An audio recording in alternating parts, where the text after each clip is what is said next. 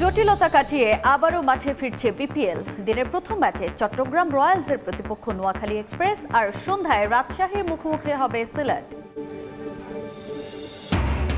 বিশ্বকাপ সমস্যা সমাধানে কাল ঢাকা আসছে আইসিসি প্রতিনিধি দল। আলোচনার পর চূড়ান্ত সিদ্ধান্ত জানালেন ক্রীড়া উপদেষ্টা। ভারতের বিষয়ে অনড় অবস্থানে বাংলাদেশ। সাফ নারী ফুটসালে ভারত বধের মহাকাব্য লিখল বাংলাদেশ। টিম ইন্ডিয়াকে উড়িয়ে দিল ৩-১ ব্যবধানে। জোড়া গোল সাবিনার, সুমাইয়ার একটি। এবং রিয়াল মাদ্রিদ ব্যর্থ হলেও উতরে গেল বার্সেলোনা। দ্বিতীয় স্তরের দল সান্টান্ডারের বিপক্ষে কষ্টার্জিত জয়ে কোপা দেল রের কোয়ার্টার ফাইনালে ব্লগরানা।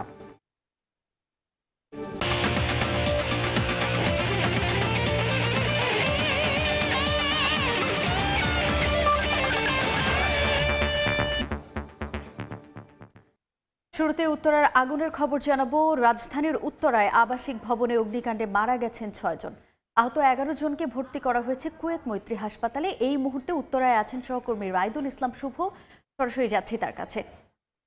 রাইদুল, উত্তরের আগুনের খবর জানাতে গিয়ে আসলে ভাষাটা হারিয়ে ফেলার মতো অবস্থা, কেননা ঠিক আজকের ভোরের আলো ফোটার পরেই কিন্তু যে আগুনের ঘটনাটি ঘটেছিল সেই ঘটনায় এখন পর্যন্ত ৬ জনের মৃত্যুর খবর আমরা সবশেষ জানতে পেরেছি, এবং একই পরিবারের ৩ জনের সেই ৬ জনের মধ্যে ছিলেন বলে আমরা যেমনটা জেনেছি। এই যে ভবনটি আমরা দেখতে পাচ্ছি, ঠিক এই ভবনটির দোতলা থেকে আগুনের সূত্রপাত। আমরা স্থানীয় বা প্রত্যক্ষদর্শী যারা ছিল তাদের সঙ্গে কথা বলে যেমনটা জানতে পেরেছি যে ঠিক 7:30টার কিছু সময় পরে তারা দেখতে পান যে এই ভবনটিতে, এই দোতলাতে আগুন প্রথমের দিকে জ্বলা শুরু করে, এবং এই পরপরে কিন্তু পুরো ভবনে যারা অবস্থান করছিলেন তারা যে যার মতো বের হওয়ার চেষ্টা করলেও উপরের দিকে যারা ছিলেন তারা কিন্তু আটকা পড়েন। অনেকে আবার যেহেতু শীতের দিন এবং দরজা জানালা বন্ধ ছিল, সে কারণে আসলে বাইরের যে শব্দ সেটি শুনতে না পেয়ে অনেকে ঘুমন্ত অবস্থাতেও ছিল। এবং একই পরিবারের ৩ জনের যে মৃত্যুর খবরটার কথা যেটা বলছিলাম, যে তারা দম্পতি এবং একটি ছোট ছেলে, যিনি মারা গেছেন তিনি একটি ফার্মাসিস্ট কোম্পানিতে চাকরি করতেন বলে আমরা যেমনটা জানতে পেরেছি। এবং ফায়ার সার্ভিস আগুন লাগার ঠিক ১৫ থেকে ২০ মিনিটের মধ্যে তারা এসে প্রায় ২ ঘন্টার চেষ্টায় আগুন নিয়ন্ত্রণে আনে, প্রায় 10টার দিকে যেমনটা আমরা ফায়ার সার্ভিসের পক্ষ থেকে জানতে পারি। এবং এই ঘটনায় এখন পর্যন্ত 10 জনকে হাসপাতালে, 13 জনকে প্রথমে প্রাথমিক অবস্থায় নিয়ে যাওয়া হলো, পরবর্তীতে 3 জনকে প্রাথমিক চিকিৎসা দিয়ে ছেড়ে দেওয়া হয়, এবং 10 জন এই মুহূর্তে হাসপাতালে ভর্তি আছে বলে আমরা যেমনটা জানতে পেরেছি। এবং এই ঘটনায় এখন পর্যন্ত যেমনটা বলছিলাম যে 6 জনের মৃত্যুর খবর। পুরো ঘটনার যদি কথা বলতে চাই, সকাল থেকে আগুন লাগার সময়কার মুহূর্ত, একজন আমরা 4তলা একজন বাসিন্দা, তিনি আসলে সামনের সেক্টরটাতে ছিলেন, তার কাছ থেকে আমরা যেমনটা জানতে পারি যে যখন আগুন লাগা বা আগুনটা ছড়িয়ে পড়ে ভবনে, সেই পর্যন্ত আমরা যেমনটা জানতে পেরেছি যে তিনি বলছিলেন যে সময় আগুনের ধোঁয়াটা যখন বের হওয়ার চেষ্টা করেন চিৎকার শুনে, তখন পুরো সিঁড়িটাই কালো ধোঁয়ায় আচ্ছন্ন ছিল। এর কারণে কিন্তু দরজা জানালা বন্ধ করে ছোট ছোট যারা বাচ্চা ছিল, তাদের 2টি সন্তান, তাদেরকে বাথরুমের মধ্যে আটকে দেওয়া হয়, এবং তারাও সেখানে অবস্থান করেন, কেননা এই আগুনটা তীব্রতা অনেক বেশি থাকায় কিন্তু দ্রুত ছড়িয়ে পড়ে। এবং এরপরে দেখা যাচ্ছে যে পুরো ভবনে আগুনটি কিন্তু ধোঁয়াটাও কিন্তু বেশ ছিল বলে আমরা যারা এই ভবনে অবস্থান করছিল তেমনটা জানতে পারি। তো সবকিছু মিলিয়ে যদি বলতে চাই, সবশেষ খবর 6 জনের মৃত্যুর খবরে আগুন লাগার ঘটনায় আমরা জানতে পেরেছি, এবং 11 জনকে উদ্ধার করে হাসপাতালে নেওয়া হয়েছে বলে আমরা যেমনটা জেনেছি। সবকিছু মিলিয়ে উত্তরা থেকেই ছিল আমার কাছে সবশেষ। রাজধানীর উত্তরায় আবাসিক ভবনে আগুনের খবর জানাতে সেখান থেকে আমাদের সঙ্গে সরাসরি যুক্ত হয়েছিলেন সহকর্মী রাইদুল ইসলাম শুভ। বেগম খালেদা জিয়ার স্মরণে দুপুরের নাগরিক শোক সভা। এই মুহূর্তে সংসদ ভবনের দক্ষিণ প্লাজায় আছেন সহকর্মী আহমেদ সালেহিন। সরাসরি যাচ্ছি তার কাছে। সালেহিন, প্রয়াত বিএনপি চেয়ারপারসন সাবেক প্রধানমন্ত্রী বেগম খালেদা জিয়ার স্মরণে আজকে নাগরিক শোক সভার আয়োজন করা হয়েছে সংসদ ভবনের, অর্থাৎ জাতীয় সংসদ ভবনের দক্ষিণ প্লাজায়। এখানে ইতিমধ্যে দেখছেন যে আমার পিছনে সেই প্রস্তুতি গ্রহণ করা হয়েছে। এখানে একটি মঞ্চ তৈরি করা হয়েছে। দক্ষিণ প্লাজার যে শেডটি রয়েছে, যে সিঁড়িটি রয়েছে, এখানে তার ছবি সম্বলিত একটি কালো যে শোকের আবহ তৈরি করা হয়েছে এই পুরো এলাকাটি জুড়ে। দক্ষিণ প্লাজা সংসদ ভবনের দেখছেন তার একটি ছবি সমৃদ্ধ অপরাজেয় বেগম খালেদা জিয়া, যার স্মরণে আজকে এই নাগরিক শোক সভার আয়োজন করা হয়েছে। ইতিমধ্যে অনেকে ভিতরে প্রবেশ করছেন, তবে যাদের সংরক্ষিত আসন রয়েছে তারা সেই সংরক্ষিত আসনে তারা বসবেন। নির্দিষ্ট যে আসনগুলি রয়েছে এবং যারা অতিথি যারা রয়েছেন তারা আরও কিছুক্ষণ পরে আসবেন। আপনারা জানেন যে দুপুর 2:30টায় এই শোক সভার নাগরিক শোক সভার শুরু হওয়ার কথা রয়েছে। আমরা একটু বলে রাখতে চাই যে সে প্রস্তুতির যে এখনও চলছে সেটি কিন্তু দেখতে পাচ্ছেন যে বিভিন্ন স্টেজের উপরে সাউন্ড সিস্টেম যেগুলি তৈরি রাখার বিষয়গুলি, বক্তব্য যেখানে দিবে সেই ডায়াসগুলি, পোডিয়ামগুলি তৈরি করা হচ্ছে। একই সঙ্গে আপনারা জানেন যে এখানে বিশিষ্ট ব্যক্তিবর্গ সমাজের তারা এখানে আসবেন, তারা বক্তব্য রাখবেন। বিশেষ করে বুদ্ধিজীবী, শিক্ষক, নানা শ্রেণী পেশার মানুষ যারা আসলে বেগম জিয়াকে স্মরণ করেন তারা তাদের বক্তব্য রাখবেন, প্রতিনিধিত্ব করবেন সাধারণ মানুষের, নাগরিকের তারা প্রতিনিধিত্ব করবেন, তারা বক্তব্য রাখবেন। আপনারা জানেন যে গত 30শে ডিসেম্বর বিএনপি চেয়ারপারসন প্রয়াত বেগম খালেদা জিয়া, মরহুমা বেগম খালেদা জিয়া তিনি ইন্তেকাল করেছিলেন।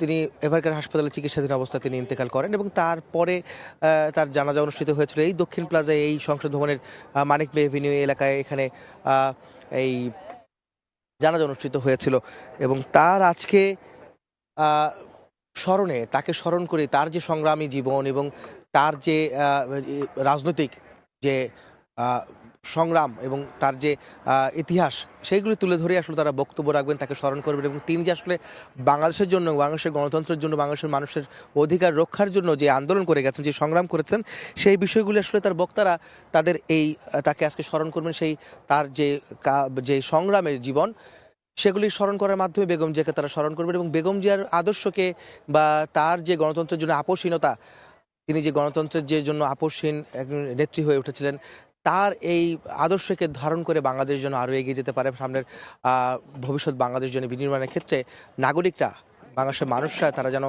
কাজ করতে পারেন, সেই বিষয়গুলি তারা বক্তব্য তুলে ধরবেন। সেটি কিন্তু আমরা তাদের এই বক্তব্যে আসবে বলে আমরা জানতে পেরেছি। তো এই ছিল আমার কাছে সংসদ ভবনের দক্ষিণ প্লাজায় প্রয়াত মরহুমা বেগম খালেদা জিয়ার স্মরণে নাগরিক শোক সভার সবশেষ খবর। বেগম খালেদা জিয়ার স্মরণে শোক সভার আয়োজন করা হয়েছে সংসদ ভবনের দক্ষিণ প্লাজায়। সেই খবর জানাতে আমাদের সঙ্গে সরাসরি যুক্ত হয়েছিলেন সহকর্মী আহমেদ সালেহিন। এবারে খেলার সময় নিয়মিত আয়োজনে ফিরছি। অবশেষে মাঠে গড়াতে যাচ্ছে বিপিএল এর ঢাকা পর্বের ম্যাচ। ক্রিকেটারদের বয়কটে একদিন বন্ধ থাকার পর আজ প্রথম ম্যাচে মুখোমুখি হবে চট্টগ্রাম রয়্যালস ও নোয়াখালী এক্সপ্রেস। এরই মধ্যে প্লে অফ নিশ্চিত করা চট্টগ্রাম রয়্যালসের জন্য ম্যাচটা শুধুই আনুষ্ঠানিকতা। তবে কোয়ালিফায়ারের জন্য নিজেদের জায়গা মজবুত করতে জয় ছাড়া কিছুই ভাবছে না চট্টগ্রাম। অন্যদিকে প্লে অফের রেসে টিকে জয় ছাড় অন্য কোনো পথ খোলা নেই নোয়াখালী এক্সপ্রেসের সামনে। হারের বৃত্তে ঘুরতে থাকা নোয়াখালী শেষ 2 ম্যাচে জয় তুলে নিয়ে দারুণ আত্মবিশ্বাসী। সন্ধ্যায় দ্বিতীয় ম্যাচে সিলেট টাইটান্সের প্রতিপক্ষ টেবিল টপার রাজশাহী ওয়ারিয়র্স। দুদলই এরই মধ্যে নিশ্চিত করেছে প্লে অফ।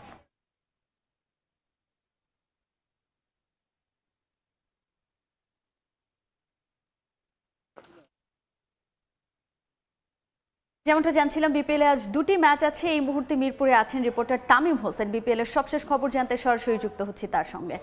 পরে কিন্তু আবারও শুরু হচ্ছে বাংলাদেশ প্রিমিয়ার লিগের 12তম আসর। আমরা দেখেছি গতকাল ক্রিকেটারদের যে দাবির মুখে পড়ে কিন্তু আসলে বিপিএল এর 2টি ম্যাচই স্থগিত করা হয়েছে এবং সেই 2টি ম্যাচই কিন্তু আজকে অনুষ্ঠিত হবে। আমরা যেমনটা দেখেছিলাম যে গতকাল এই মিরপুরের চিত্রটা এক প্রকার রণক্ষেত্রের মতো হয়ে গিয়েছিল, কারণ দর্শকরা দূর দূরান্ত থেকে এসেছিলেন বাংলাদেশ প্রিমিয়ার লিগের যে ম্যাচটা গতকালকে ছিল সেই ম্যাচটা উপভোগ করতে।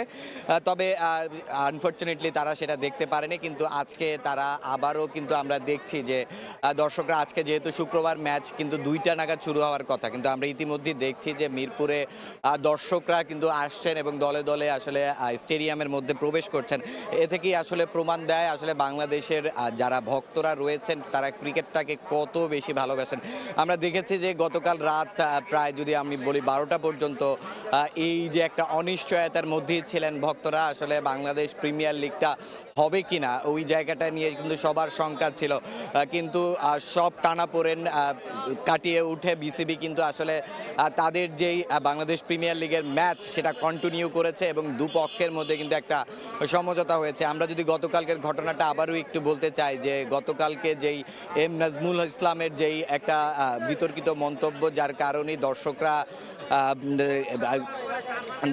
খেলাটা বন্ধ হয়ে গিয়েছিল, ক্রিকেটাররা তাদের দাবিতে অনড় ছিল, কিন্তু তার বিসিবি তাদের দাবি মেনে নিয়েছে এবং ক্রিকেটাররাও কিন্তু মাঠে ফিরেছে।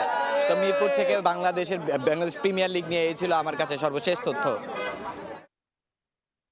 বিপিএল এর সবশেষ খবর জানাতে আমাদের সঙ্গে সরাসরি যুক্ত হয়েছিলেন সহকর্মী তামিম হোসাইন। এর আগে বিসিবি ফ্র্যাঞ্চাইজি আর ক্রিকেটারদের 4 ঘন্টার ম্যারাথন বৈঠক শেষে সমঝোতায় আসে সব পক্ষ।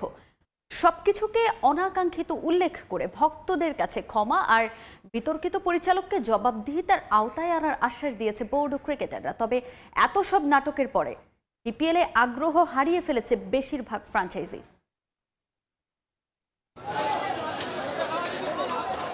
প্রথমে বয়কট, এরপর অব্যাহতি শেষে ভাঙচুর আর লাঠিচার্জ। বাংলাদেশ ক্রিকেটে আরও একটা নাটকীয় দিন পার। সমর্থক পৃষ্ঠপোষকদের চরম ভোগান্তির পর অবশেষে সমঝোতায় আসলো বোর্ড আর ক্রিকেটাররা। নতুন সূচিতে মাঠে গড়াবে 4 ম্যাচ।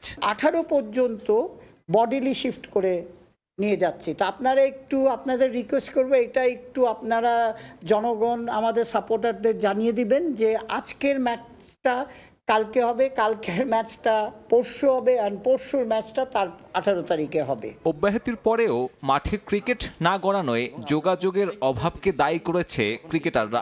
ভক্তদের ভোগান্তিতে ক্ষমা প্রার্থনা। ওই সময় আমাদের এমন কোনো জায়গায় পৌঁছাতে পারিনি যেটার কারণে আমরা দ্বিতীয় ম্যাচে যেতে পারি। এটা আসলে একটা অনাকাঙ্ক্ষিত ঘটনা ছিল, এটা আমাদের কারোরই কাম্য ছিল না। আমাদের সকল প্লেয়ারদের তরফ থেকে আমরা ক্ষমা প্রার্থনা করছি। 48 ঘন্টার সময় বেঁধে দেয়া হয়েছে বিতর্কিত সেই পরিচালক নাজমুল ইসলামকে। ক্ষমা না চাইলে পদক্ষেপ নেবে বিসিবির ডিসিপ্লিনারি কমিটি। ক্রিকেটারদের প্রাণনাশের হুমকিদাতাদের খুঁজে বের করার আশ্বাস দিয়েছে বিসিবি। আমরা চেষ্টা করেছি ওনার সাথে সারাদিন যোগাযোগ করতে। আমরা চেয়েছিলাম যে আজকে এখানে আনার জন্যে, কিন্তু ওনাকে যোগাযোগ করতে পারা যায়নি। প্রসিডিওর অনুযায়ী তাকে আমরা শোকজ করা হয়েছে এবং তাকে 48 ঘন্টা দেওয়া হয়েছে, যেটা 17 তারিখে দুপুরে শেষ হবে। ক্রিকেটারদের এমন প্রতিবাদে তামিম ইকবালের ইন্ধন আছে কিনা সে প্রশ্ন তামিমকেই করতে বললেন কোয়াবের সদস্যরা।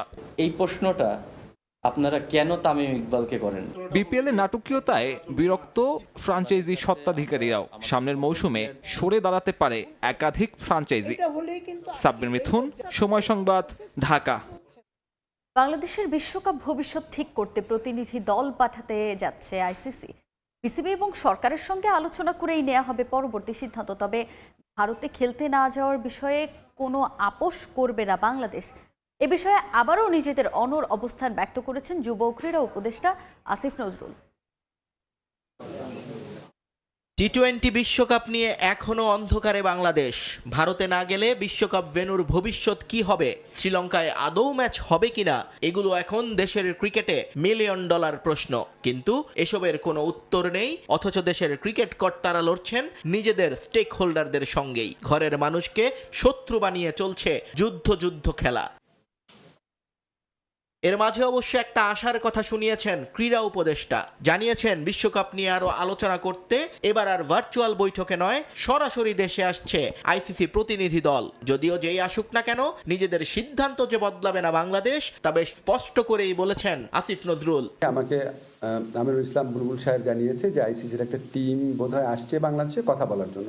আমরা আমাদের স্ট্যান্ড থেকে সরার কোনো চান্স নাই। আমরা প্রচণ্ডভাবে বিশ্বকাপ ক্রিকেট খেলতে চাই এবং সেটা আমরা শ্রীলঙ্কাতে খেলতে চাই, এবং এটা আয়োজন করা অসম্ভব না বলে আমরা দৃঢ়ভাবে বিশ্বাস করি।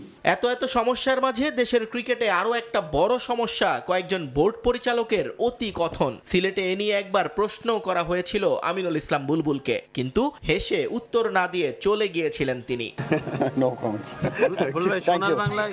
কিন্তু সেদিন যদি না হেসে ব্যবস্থা নিতেন, তাহলে হয়তো এদিন দেখতে হতো না দেশের ক্রিকেটকে। বোর্ড পরিচালক নাজমুল ইসলামের মন্তব্যে এবার ক্ষোভে ফুঁসে উঠেছে পুরো ক্রিকেট ফেডারেশন। নীতি। ক্রিকেটারদের অপমান করার উপযুক্ত শাস্তি দাবি করেছেন সবাই। বিষয়টিতে অবাক হয়েছেন ক্রীড়া উপদেষ্টাও। পরিষ্কার বলেছেন, দায়িত্বশীল জায়গা থেকে এমন আচরণ অগ্রহণযোগ্য।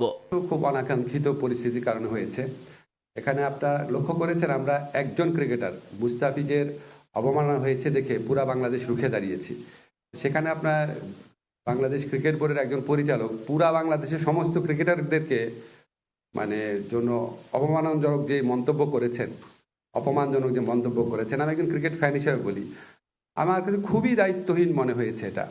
আমাদের এখন গ্লোবালি এই মেসেজ দেওয়া প্রয়োজন, আমরা সবাই ঐক্যবদ্ধ একটা জাতি।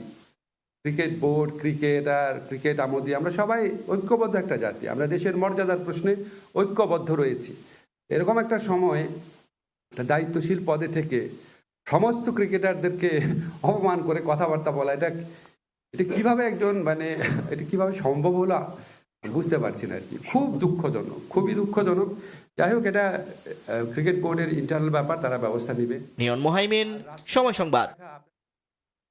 কোপা দেল রের কোয়ার্টার ফাইনাল নিশ্চিত করল বার্সেলোনা। স্প্যানিশ দ্বিতীয় স্তরের ক্লাব রেসিং সান্টান্ডারকে 2-0 গোলে হারিয়েছে কাতালান ক্লাবটি। প্রতিপক্ষের মাঠে শুরু থেকে আধিপত্য বিস্তার করে বার্সেলোনা। প্রথমার্ধে 82% বল দখলে রাখলেও গোলের দেখা পাচ্ছিল না তারা। ড্রয়ে বিরতিতে যায় দুদল। দ্বিতীয়ার্ধে নিজেদের স্বরূপে ফেরে বার্সা। রাশফোর্ড, ইয়ামালদের একের পর এক আক্রমণে শেষ পর্যন্ত নিজেদের জাল অক্ষত রাখতে পারেনি রেসিং। 66 মিনিটে ম্যাচের ডেডলক ভাঙেন ফেরান তোরেস। ফেরমিন লোপেজের অ্যাসিস্ট থেকে গোল করে কাতালান ক্লাবটিকে এগিয়ে দেন এই স্প্যানিশ তারকা। ম্যাচের যোগ করার সময় বার্সেলোনার জয় নিশ্চিত করেন লামিন ইয়ামাল। রাফিনিয়ার অ্যাসিস্ট থেকে গোল করেন স্প্যানিশ তারকা। তাতেই 2-0 গোলের জয় নিয়ে মাঠ ছাড়ে হ্যান্সি ফ্লিকের দল। এবারে দেশে ফুটবলের খবর। সাফ নারী ফুটসালে শুভ সূচনা করল বাংলাদেশ। পরাক্রমশালী ভারতকে 3-1 গোলে উড়িয়ে দিয়ে আসর শুরু করল বাংলার জয়িতারা। জোড়া গোল করেছেন সাবিনা খাতুন আর 1 গোল মাতসুশিমা সুমাইয়ার। ফুটসালে একেবারে আনকোড়া বাংলাদেশের নারীরা। এবারেই প্রথম কোনো টুর্নামেন্ট খেলতে গেল তারা। কিন্তু সাফ নারী ফুটসালটা স্বপ্নের মতো শুরু হলো সাবিনা কৃষ্ণাদের। ম্যাচের শুরু থেকেই আগ্রাসী ভারতকে চেপে ধরে বাংলাদেশ। নিজেদের প্রথম ম্যাচে মালদ্বীপকে 11 গোল দেয়া ভারত এদিন সুযোগ তৈরি করতে হিমশিম খায়। থাইল্যান্ডের নন্থাবুরি কোর্টে আধিপত্য বিস্তার করে খেলে লাল সবুজের দল। 7 মিনিটেই এগিয়ে যায় বাংলাদেশ আর কৃষ্ণার পাস থেকে স্কোর করেন অধিনায়ক সাবিনা খাতুন। 13 মিনিটে আবারও এই জুটির সামনে ধরাশায়ী ভারত। তাদের দারুণ বোঝাপড়ায় 2 গোলের লিড নেয় বাংলাদেশ। দ্বিতীয়ার্ধেও অব্যাহত থাকে কৃষ্ণা সাবিনাদের কারিশমা। পাত্তাই পায়নি ভারতের মেয়েরা। 76 মিনিটে দলের হয়ে তৃতীয় গোল করেন মাতসুশিমা সুমাইয়া। শেষ দিকে ভারত 1 গোল করে পরাজয়ের ব্যবধান কমিয়েছে মাত্র। শনিবার নিজেদের দ্বিতীয় ম্যাচে ভুটানের মুখোমুখি হবে বাংলাদেশের নারী দল। প্রথম ম্যাচ ছিল ইন্ডিয়ার সাথে। আশা করি বাংলাদেশের মানুষ এই জয়ে অনেক খুশি। আমাদের আরো 5টা ম্যাচ আছে। সকলে আমাদের জন্য দোয়া করবেন, ভালো একটা রেজাল্ট নিয়ে যেন দেশের মানুষকে খুশি করতে পারি, সেটাই আমাদের মূল লক্ষ্য। দেখছেন খেলার সময়, সঙ্গেই থাকুন। এ পর্যায়ে খেলার সময়ের শীর্ষ সংবাদগুলো জানিয়ে দিচ্ছে আরেকবার। জটিলতা কাটিয়ে আবারও মাঠে ফিরছে বিপিএল। দিনের প্রথম ম্যাচে চট্টগ্রাম রয়্যালসের প্রতিপক্ষ নোয়াখালী এক্সপ্রেস। সন্ধ্যায় রাজশাহীর মুখোমুখি হবে সিলেট। বিশ্বকাপ সমস্যা সমাধানে কাল ঢাকা আসছে আইসিসি প্রতিনিধি দল। আলোচনার পর চূড়ান্ত সিদ্ধান্ত জানালেন ক্রীড়া উপদেষ্টা। ভারতের বিষয়ে অনড় বাংলাদেশ। এবং সাফ নারী ফুটসালে ভারত বধের মহাকাব্য লিখল বাংলাদেশ। টিম ইন্ডিয়াকে উড়িয়ে দিল 3-1 ব্যবধানে। জোড়া গোল করেছেন সাবিনা সুমাইয়ার একটি।